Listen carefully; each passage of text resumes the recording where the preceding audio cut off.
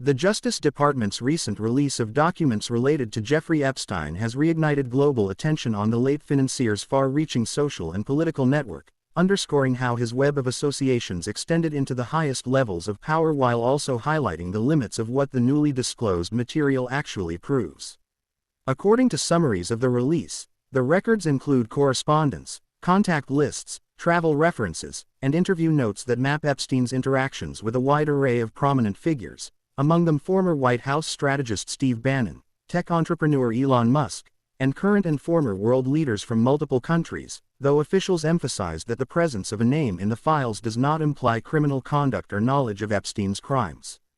The documents appear to reinforce a long-established portrait of Epstein as a skilled social operator who cultivated relationships across politics, finance, academia, and media, using access and introductions as a form of currency, often positioning himself as a connector between wealthy donors, influential thinkers, and policymakers.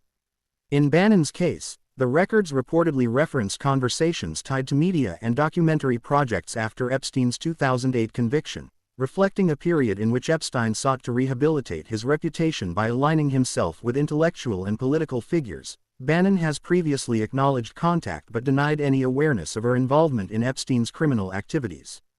References to Musk, according to people familiar with the documents, center on social introductions and proposed meetings rather than substantive collaboration, echoing Musk's earlier public statements that he had limited interaction with Epstein and rejected invitations to visit him.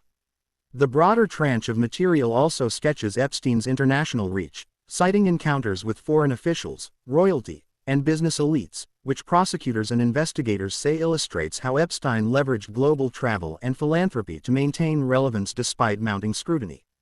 Legal experts note that such releases, often prompted by court orders, congressional pressure, or transparency reviews, tend to conflate verified evidence with raw investigative leads, making careful interpretation essential. Many names appear because investigators sought to reconstruct Epstein's movements and communications, not because those individuals were suspects. Still, the disclosures have political resonance at a moment when public trust in institutions remains fragile, as they renew questions about how Epstein managed to retain access to power for years after serious allegations were known, and whether failures of oversight or deference to status enabled him. Advocates for survivors argue that the focus should remain on systemic accountability rather than celebrity name-checking, urging authorities to clarify which leads were pursued, which were closed, and why, and to release findings about any institutional lapses that allowed Epstein to evade sustained consequences.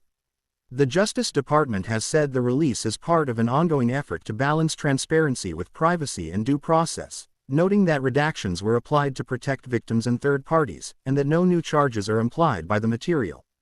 Nonetheless, the appearance of figures as prominent as Bannon and Musk ensures intense media scrutiny, with critics warning against both guilt by association and the reflexive minimization of Epstein's influence.